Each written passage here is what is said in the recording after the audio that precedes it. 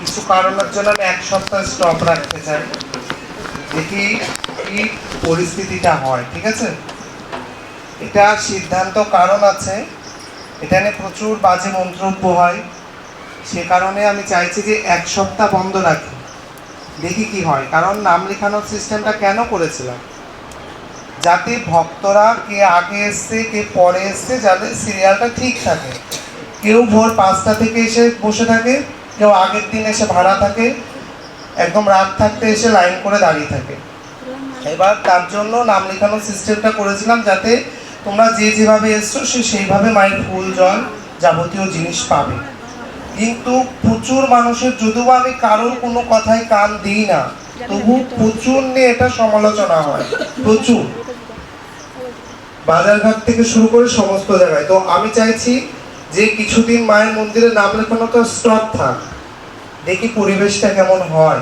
ঠিক আছে, তারপর আবার যদি সেরকম মনে হয় অবশ্যই চালু করব। ঠিক আছে, কারণ সমস্ত রকমই করে দেখা দরকার আছে। তো এই কারণে আমি এই জিনিসটা বন্ধ রেখেছি।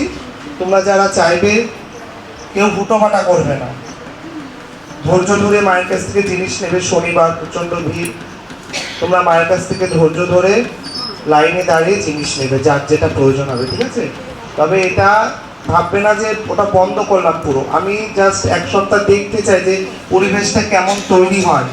যদি দেখলাম যে না, নাম না লিখে এটা ভালো আছে, তো এই নিয়মটাই থেকে যাবে। আর যদি দেখি নাম লিখিয়ে শান্ত পরিবেশ ছিল, তাহলে আবার পুনরায় সেটা তৈরি হবে। আর যারা মন্দিরে, নতুন মন্দিরের জন্য দান করবে, তাদেরকে বলছি তোমরা খেয়াল খুশি মতো মায়ের প্রণামী বক্সে দিয়ে যাবে। ঠিক আছে, মন্দিরের জন্য যারা দিতে চাও, অনেকে দিয়েছে, যারা দেবে মন্দিরের জন্য, তোমরা যদি চাও মায়ের পাকা মন্দির হোক, মায়ের মন্দির হবে, তোমরা খেয়াল খুশি মতো দিয়ে যাবে, এটুকুনই বলবো।